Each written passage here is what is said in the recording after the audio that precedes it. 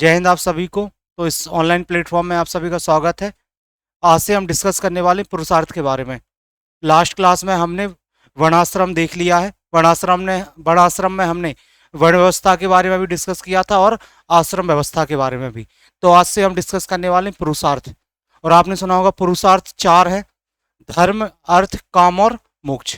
तो क्या है, उनसे संबंधित कैसे प्रश्न आएंगे, इन सब विषयों पर आज हम चर्चा करने वाले हैं। तो पहले हम इसके कंसेप्ट को समझते हैं, फिर आगे हम इसकी पीडीएफ को देखेंगे। यहाँ पर समझे पहले। तो सबसे पहले तो आज का जो टॉपिक है वो है पुरुषार्थ।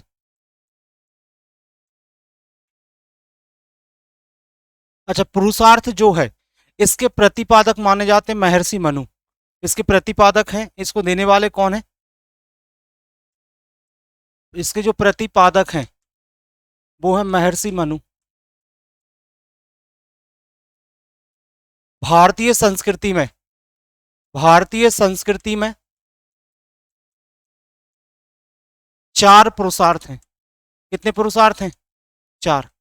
भारतीय संस्कृति में 4 पुरुषार्थ हैं। समझना, आप लोग अभी समझ में आ जाएगा भारतीय संस्कृति में कितने पुरुषार्थ हैं। 4। और जो 4 पुरुषार्थ जो हैं, 4 पुरुषार्थ जो हैं वो है, ठीक है ना, कहना चाहिए कि गोल गोल ऑफ लाइफ है। गोल ऑफ क्या है? लाइफ। मानव के जीवन के उद्देश्य हैं। जो 4 पुरुषार्थ हैं वह 4 गोल ऑफ क्या है? लाइफ। लाइफ के उद्देश्य हैं, जीवन के क्या है? उद्देश्य। पुरुषार्थ क्या है? पुरुषार्थ का अर्थ है, पुरुषार्थ का जो अर्थ है वह है ऐसी चीज जो मनुष्य के लिए लाभदायक हो। ऐसी चीज जो मनुष्य के लिए लाभदायक हो। ऐसी चीज जो मनुष्य के लिए लाभदायक हो वह पुरुषार्थ है। ऐसी चीजें जो मनुष्य के लिए लाभदायक हो वह क्या है? पुरुषार्थ है। वह पुरुषार्थ है। और पुरुषार्थ जो है, पुरुषार्थ की जो संख्या वो कितनी है? 4। अच्छा, इनका सीक्वेंस भी है। सीक्वेंस भी आपको याद रखना। पहला पुरुषार्थ पूछा जाएगा तो पहला पुरुषार्थ धर्म है। पहला पुरुषार्थ क्या है? धर्म। दूसरा पुरुषार्थ यदि पूछेंगे तो अर्थ है। तीसरा पुरुषार्थ जो है वो है काम। इंग्लिश में भी सेम नाम बोलेंगे, काम। और चौथा पुरुषार्थ है मोक्ष। तो पुरुषार्थ की जो संख्या है वह कितनी है? 4। और सीक्वेंस पूछा जाएगा। कभी ऐसा प्रश्न भी आ सकता है कि इनको सीक्वेंस से बताओ, तो पहला धर्म होगा, दूसरा अर्थ होगा, तीसरा काम होगा और चौथा क्या होगा? मोक्ष। ठीक है, जो पहला है, जो फर्स्ट है, और मोक्ष जो है वह क्या है? लास्ट। तो मानव के जीवन के जो उद्देश्य हैं, जो काम मानव को करने चाहिए, जो मानव के लिए लाभदायक हैं, वह क्या है? पुरुषार्थ। अच्छा, याद रखना, स्टार्टिंग के जो 3 पुरुषार्थ हैं, धर्म, अर्थ और काम, इन तीनों को मिलाकर त्रिवर्ग भी कहा जाता है। इन तीनों को त्रिवर्ग कहा जाता है। प्रीलिम्स के एग्जाम में पूछा जा सकता है कि त्रिवर्ग में कौन कौन से पुरुषार्थ शामिल हैं। तो त्रिवर्ग में 3 पुरुषार्थ शामिल हैं। कौन से? धर्म, अर्थ और काम। कौन सा शामिल नहीं है? मोक्ष। अच्छा, याद रखना, मैंने आपको बताया था, जब मैं कल आपको आश्रम व्यवस्था बता रहा था तो मैंने आपको बताया था 4 आश्रम जो थे, ब्रह्मचर्य, गृहस्थ, वानप्रस्थ और संन्यास। तो मैंने आपसे बोला था कि सबसे महत्वपूर्ण आश्रम, सर्वश्रेष्ठ आश्रम गृहस्थ आश्रम है। और मैंने आपसे बोला था कि गृहस्थ आश्रम में, जब मनुष्य गृहस्थ आश्रम में होता है, गृहस्थ आश्रम में मनुष्य 4 में से 3 पुरुषार्थ को जीता है। गृहस्थ आश्रम में कितने पुरुषार्थ को जीता है? 3। 4 में से किसको जीता है? 3 को। किस किस को? धर्म, अर्थ और काम। धर्म, अर्थ और काम को किस में जीता है? गृहस्थ आश्रम में। गृहस्थ आश्रम मैंने बताया था 25 ईयर से लेकर 50 ईयर तक जो है वह कौन सा आश्रम था? गृहस्थ आश्रम। तो कभी आपसे पूछा जाए गृहस्थ आश्रम में मनुष्य किन किन पुरुषार्थ को पूरा करता है, तो धर्म, अर्थ और काम, इन तीनों को मिला के त्रिवर्ग भी कहा जाता है। क्या कहा जाता है? त्रिवर्ग। और याद रखना, जो स्टार्टिंग के जो है धर्म, अर्थ और काम, वह इस लोक के हैं। जिस लोक में आपने जन्म लिया है, इस लोक में ही आप इनको पूरा करोगे। तो स्टार्टिंग के जो 3 पुरुषार्थ हैं, इनको इह लोक के पुरुषार्थ बोलते हैं। इस लोक के मतलब इह लोक का है। लेकिन आपको जो मोक्ष प्राप्त होगा वह मोक्ष मृत्यु के बाद होगा। मोक्ष कब प्राप्त होगा व्यक्ति को? मृत्यु के बाद। और मृत्यु के बाद मोक्ष प्राप्त होगा, मतलब ये वाला परलोक का है। यदि पूछा जाए यह लोक के कितने पुरुषार्थ हैं, तो यह लोक के कितने हैं? 3, धर्म अर्थ और काम। जबकि परलोक का बोलो क्या है? मोक्ष। और सबसे बड़ी बात है, जितने भी वेस्टर्न फिलोसफर हुए, पाश्चात्य दार्शनिक हुए, सबका कहना था या तो लोगों ने आध्यात्म को परिभाषित किया या भौतिकवाद को परिभाषित किया। लोगों ने कहा दोनों मोक्ष प्राप्त करने के लिए दोनों अलग अलग बातें हैं, लेकिन याद रखना भारतीय दर्शन एक ऐसा दर्शन है जिसमें अध्यात्म और पुरुषार्थ को एक साथ जोड़ा गया। इसको अध्यात्म या भौतिकवाद को, भौतिकवाद पुरुषार्थ में भौतिकवाद के साथ किसको जोड़ा गया है? अध्यात्म। बोलो किसको जोड़ा गया है? अध्यात्म। आप बताओ, धर्म मतलब होता कर्तव्य, अपने कर्तव्यों को करना एक भौतिक विषय है। अर्थ मतलब पैसे कमाना, पैसे कमाना एक भौतिक विषय है। अपनी इच्छाओं को पूरा करना एक भौतिक विषय है। लेकिन मोक्ष कैसा विषय है? आध्यात्मिक। तो अपन ने भौतिकवाद और अध्यात्मवाद को एक साथ क्या किया है? जोड़ा है। बनेगा ना? तो यहां तक की बातें समझ में आ रही हैं? तो पुरुषार्थ जो है 4 गोल ऑफ लाइफ है, मानव के जीवन के क्या है? उद्देश्य है। अभी थोड़ा और एक्सप्लेन करूंगा, अगली डेफिनेशन बताऊंगा तो आपको ये बात और अच्छे से क्लियर हो जाएगी मैं आपसे क्या बोल रहा हूं। यहां तक की बातें समझ में आई है? तो समझ में आ गया यहां से क्या क्या क्वेश्चन प्रीलिम्स में बन सकते हैं। तो पूछा सकता है त्रिवर्ग में कौन कौन से पुरुषार्थ हैं? तो धर्म, अर्थ और काम। गृहस्थ जीवन में व्यक्ति कितने पूरे करता है? 3, धर्म, अर्थ और काम। धर्म, अर्थ और काम। अब यहां पर समझना आप लोग, अगली बात देखना। अच्छा, दूसरा अर्थ बता रहा हूं पुरुषार्थ का। पुरुषार्थ का दूसरा अर्थ मैं देखूं, जो पुरुषार्थ है वह 2 शब्दों से मिलकर बना है। पहला है पुरुष और दूसरा है अर्थ। पुरुषार्थ 2 चीजों से मिलकर बना, पुरुष और अर्थ। अच्छा, पुरुष जो है, पुरुष का मतलब होता है, पुरुष मतलब स्त्री पुरुष वाला पुरुष नहीं है। पुरुष का मतलब यहां है मानव। पुरुष का अर्थ क्या है? मानव। और अर्थ जो है उसका मतलब है प्रयोजन। जैसे आप लोगों ने सुना होगा कि जब आपके घर में कोई आता है तो हम बोलते हैं कि आप किस प्रयोजन से आए हो? आप किस प्रयोजन से आए, मतलब आपके यहाँ आने का उद्देश्य क्या है? आपके यहाँ आने का प्रयोजन क्या है? तो प्रयोजन मतलब होता है उद्देश्य। तो क्या है? तो यहां से यदि मैं पुरुषार्थ की डेफिनेशन निकालूं तो इसका मतलब है धरती पर मानव, धरती पर मानव के आने का प्रयोजन। आने का क्या प्रयोजन? प्रयोजन मतलब व्यक्ति का उद्देश्य, आने का उद्देश्य। धर्म का मतलब वो, सॉरी, पुरुष का मतलब हो गया मानव और अर्थ का मतलब क्या हो गया? प्रयोजन। प्रयोजन मतलब किस उद्देश्य से आए हो आप? कहीं गए, उन्होंने बोला कि भाई आप किस प्रयोजन से आए हो? तो धरती पर मानव के आने का जो उद्देश्य है या जो प्रयोजन है वही क्या है? पुरुषार्थ। पुरुषार्थ। अच्छा, यदि मैं बात करूं मानव जो है, मानव में 4 चीजें इंपॉर्टेंट है। मानव में क्या क्या है? पहला, मानव में बुद्धि है, मानव के अंदर बुद्धि है।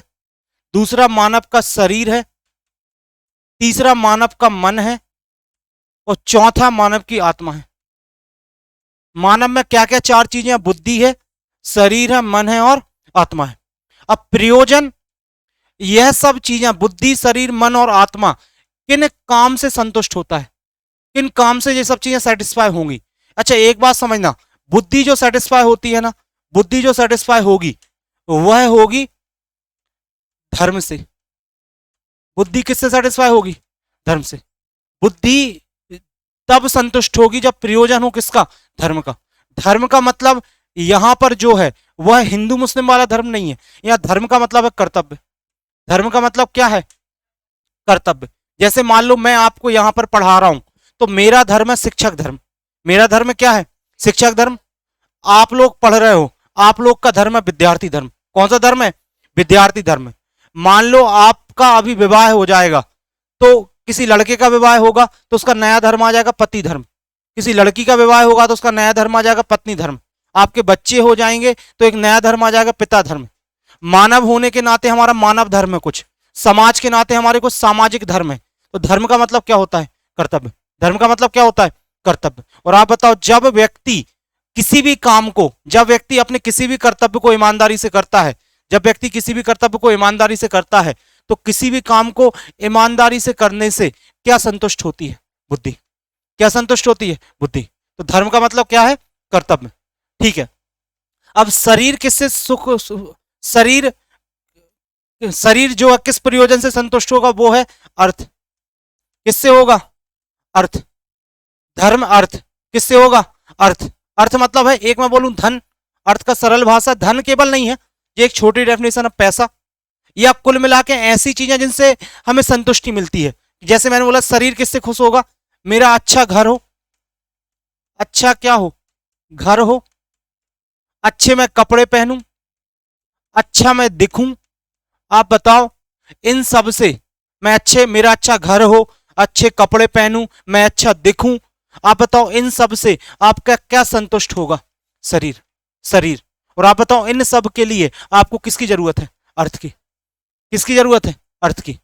लेकिन आप बताओ, मान लो मैंने आपसे बोला यहां पर आप शिक्षा ग्रहण करने आ रहे हो, मान लो आपका धर्म है विद्यार्थी धर्म, आप पढ़ाई कर रहे हो, तो पढ़ने से आप मुझे बताओ, आपका पढ़ने से, विद्यार्थी आपका धर्म है, और पढ़ने से आपका मन संतुष्ट नहीं हो रहा, पढ़ने से आपकी क्या संतुष्ट हो रही है? बुद्धि।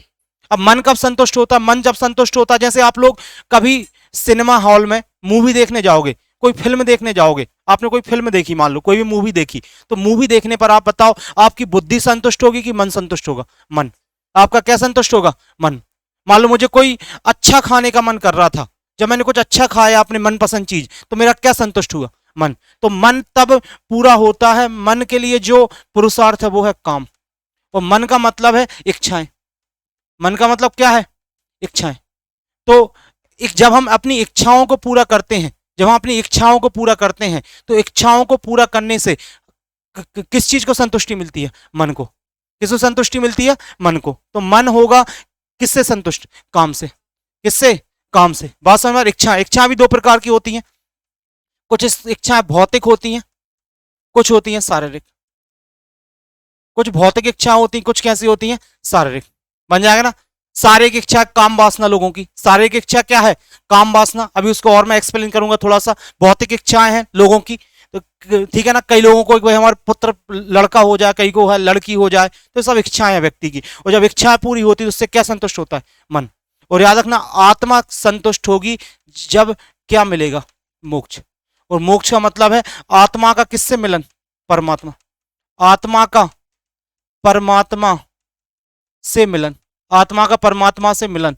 और जब मोक्ष होगा तो आपकी क्या संतुष्ट होगी? आत्मा। तो आप मुझे एक बात बताएं सभी लोग, आप इस धरती पर आए हैं, आप सभी मानव हैं, आप सभी मानव हैं, और आप सभी मानव इस धरती पर आए हैं, तो आपके आने के पीछे का उद्देश्य, यह चार उद्देश्य है कि नहीं? बोलो। हर एक व्यक्ति इन चार काम को कर रहा है कि नहीं? या तो धर्म कर रहा है, या अर्थ, या काम, या क्या? मोक्ष।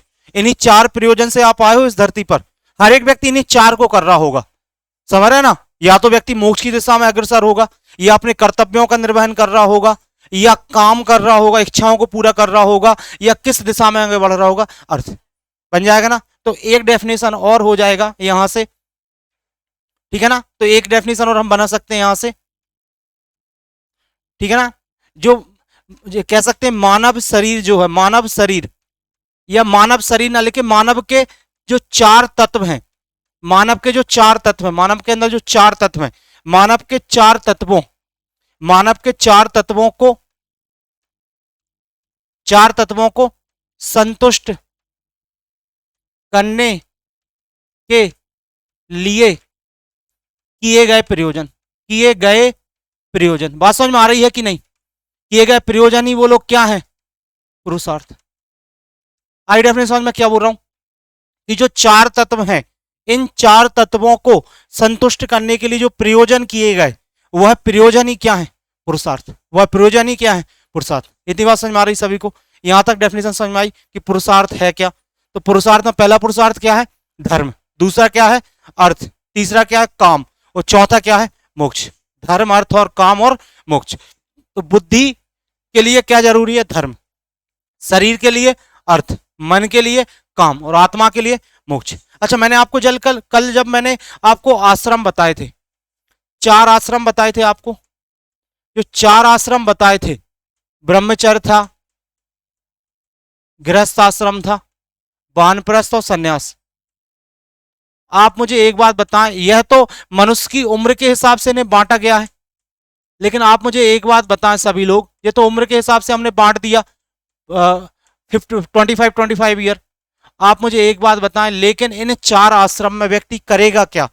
इन 4 आश्रम में भी तो व्यक्ति किसको कर रहा होगा? अपने पुरुषार्थ को ही तो पूर्ण कर रहा होगा। व्यक्ति इन 4 आश्रमों में भी किसको कर रहा होगा? पुरुषार्थ, पुरुषार्थ को ही तो कर रहा होगा। तो आश्रम अलग से नहीं है, आश्रम में व्यक्ति किसको पूर्ण करता है? पुरुषार्थ को।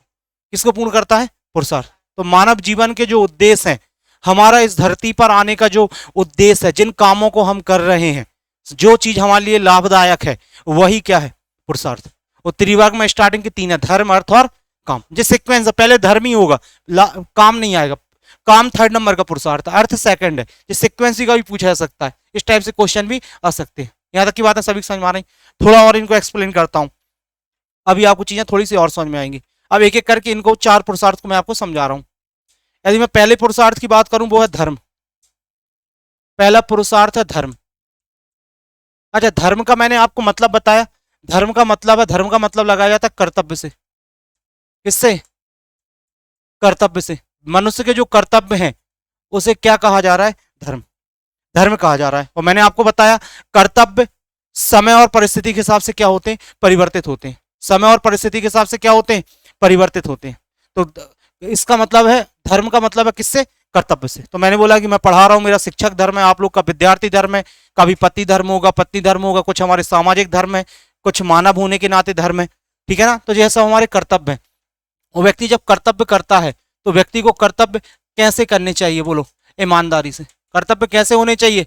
जो भी काम करो वह किससे होना चाहिए? ईमानदारी से।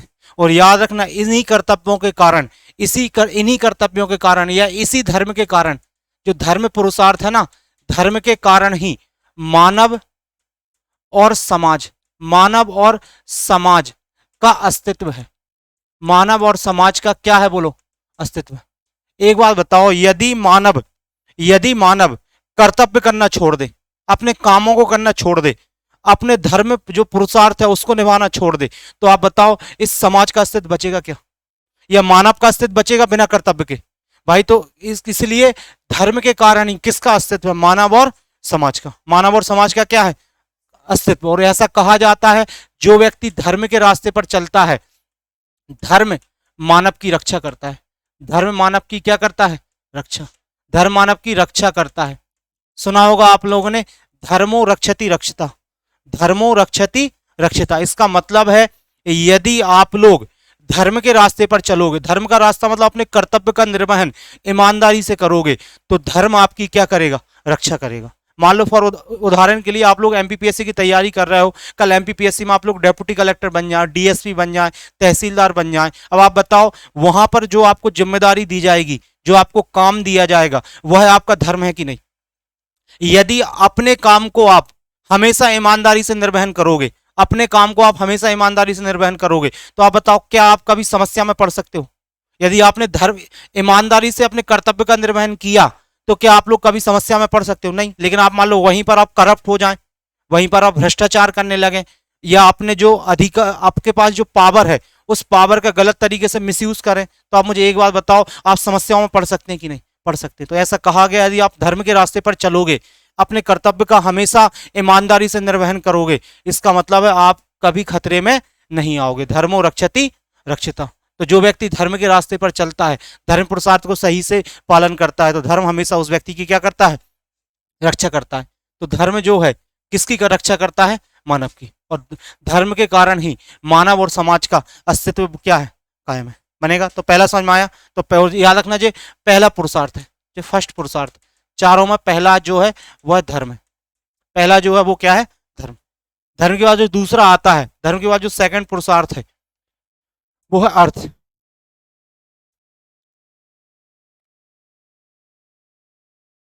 अर्थ, जो अर्थ है, ये किस नंबर का पुरुषार्थ है? सेकंड।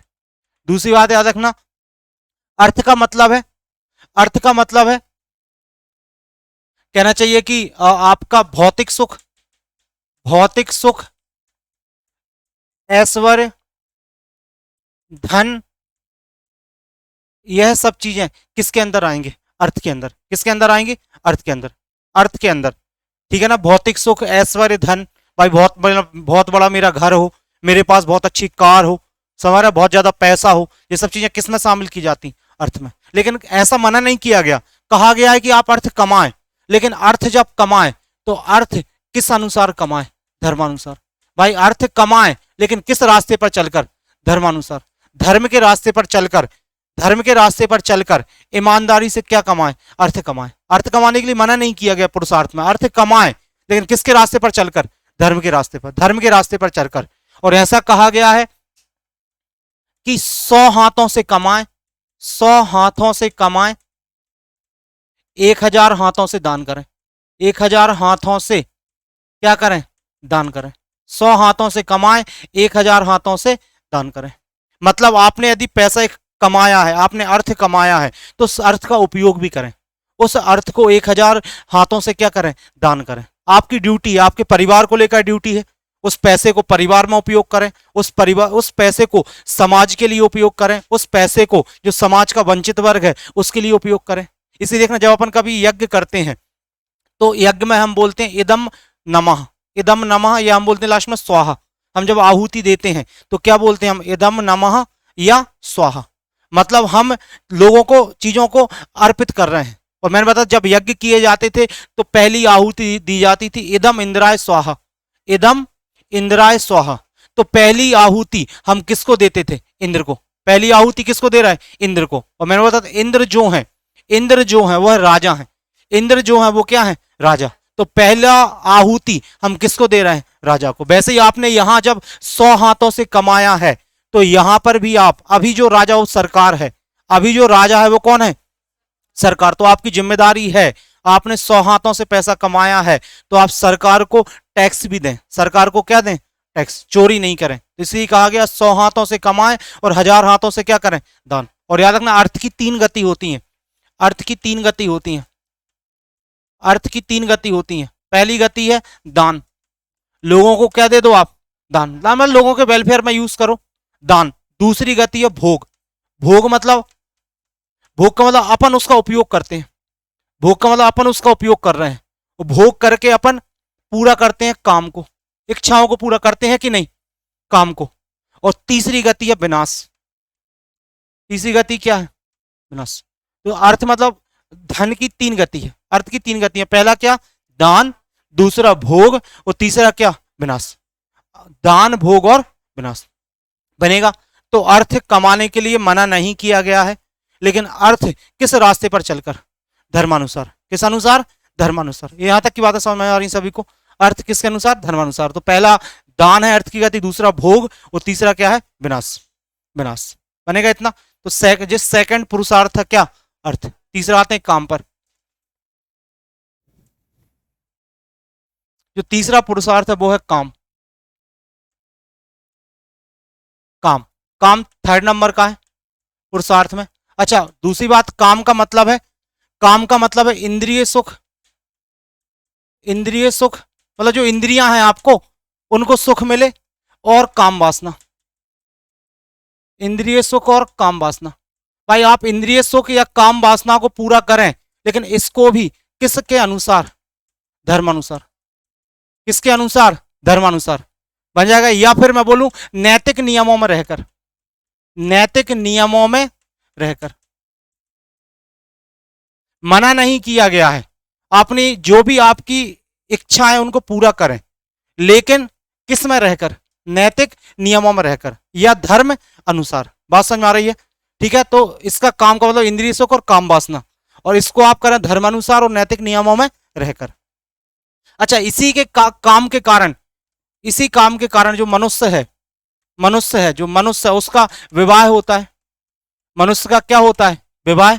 मनुष्य गृहस्थ जीवन में आता है, मनुष्य गृहस्थ जीवन में आता है, मनुष्य का विवाह होता है, मनुष्य गृहस्थ जीवन में आता है, मनुष्य संतान उत्पत्ति करता है। लेकिन जो कुछ भी हो सब किसके अनुसार होना चाहिए? धर्म अनुसार। लेकिन आज जो समय मॉडर्न हो गया है तो हम इन सब चीजों को क्या करते जा रहे हैं? भूलते जा रहे हैं। बात समझ में आ रही है? और मैंने आपको बताया था, कल ही मैं बात कर रहा था, इन पुरुषार्थ को करना जरूरी है। समझा? यदि पुरुषार्थ पूरे ना होंगे तो मैंने बताया था व्यक्ति अकेला बचेगा, और जब व्यक्ति अकेला होगा तो परिवार ही नहीं होगा, और जब परिवार ही नहीं होगा तो समाज ही नहीं होगा, और समाज ही नहीं होगा तो क्या होगा? राष्ट्र ही नहीं होगा। बात समझ में आ रही है ना? लेकिन करें, लेकिन कैसे करें? ईमानदारी से। तो ये कौन सा पुरुषार्थ है? तीसरा बोलो कौन सा है? काम। काम। और जो चौथा पुरुषार्थ है वह है आपका मोक्ष। तो मोक्ष का मतलब तो समझ में आ रही है कि जो जन्म मृत्यु का चक्र है उससे मुक्त होना, जन्म मृत्यु के चक्र से क्या होना? मुक्त होना। और आत्मा का किससे मिल जाना? परमात्मा। आत्मा का परमात्मा, परमात्मा से मिल जाना, आत्मा का परमात्मा से मिल जाना। और याद रखना चौथे नंबर का जो मोक्ष है, इस चौथे नंबर का पुरुषार्थ मोक्ष है। और यह इस लोक की बात नहीं है, यह परलोक की बात है। किसकी बात है? परलोक की। यहां तक की बातें समझ में आ रही हैं। और मैंने आपको बताया था जब व्यक्ति आश्रम में होता है तो संन्यास आश्रम में जाकर व्यक्ति को क्या पूरा होता है? मोक्ष। क्या प्राप्त होता है? मोक्ष। इतनी बातें समझ में आई सभी को? तो अब अपन इसमें से जो कंटेंट है उसको हम देखते हैं। अब आपको चीजें समझ में आएंगी। तो बताऊं आपको, तो पुरुषार्थ जो है, पुरुषार्थ इसके प्रतिपादक महर्षि कौन है? मनु। महर्षि मनु है। भारतीय संस्कृति में कितने पुरुषार्थ हैं? 4। अपनी संस्कृति में 4 पुरुषार्थ हैं। पुरुषार्थ का अर्थ है जो चीज हमें प्राप्त करनी चाहिए और जो हमारे पुरुष के लिए क्या है? लाभदायक। जो हमारे पुरुष के लिए क्या है? लाभदायक, वह पुरुषार्थ है। और इसमें हमने भौतिकवाद को किससे जोड़ा है? अध्यात्म। मतलब भौतिकवाद और अध्यात्म का मिलन है 4 पुरुषार्थ में। बनेगा ना? समझ में आ रहा होगा? पुरुषार्थ एक संस्कृत शब्द है, ठीक है। संस्कृत शब्द के 2 घटकों में विभाजित किया जा सकता है। इसके 2 शब्दों से मिलकर बन सकता है। पुरुष जिसका अर्थ क्या है? मानव। बताया भी पुरुष का अर्थ क्या है? मानव। और अर्थ जिसका अर्थ है उद्देश्य या लक्ष्य, या मैंने इसे यूज किया था प्रयोजन। उद्देश्य, लक्ष्य या प्रयोजन। तो साथ में पुरुषार्थ उन लक्ष्यों और उद्देश्यों का प्रतीक है जिन्हें व्यक्ति अपने जीवन में प्राप्त करने का क्या करता है? प्रयास। इन्हीं चीजों को तो प्राप्त करने का प्रयास कर रहे हैं हम, धर्म को, अर्थ को, काम को और मोक्ष को। पुरुषार्थ में 4 प्राथमिक लक्ष्य शामिल हैं जिनमें से प्रत्येक का अपना अनूठा क्या है? महत्व है। ठीक है, बन जाएंगे ना? तो पहला कौन सा पुरुषार्थ है? धर्म। तो मैंने बताया था सभी पुरुषार्थ में पहला पूछेंगे तो कौन सा है? धर्म।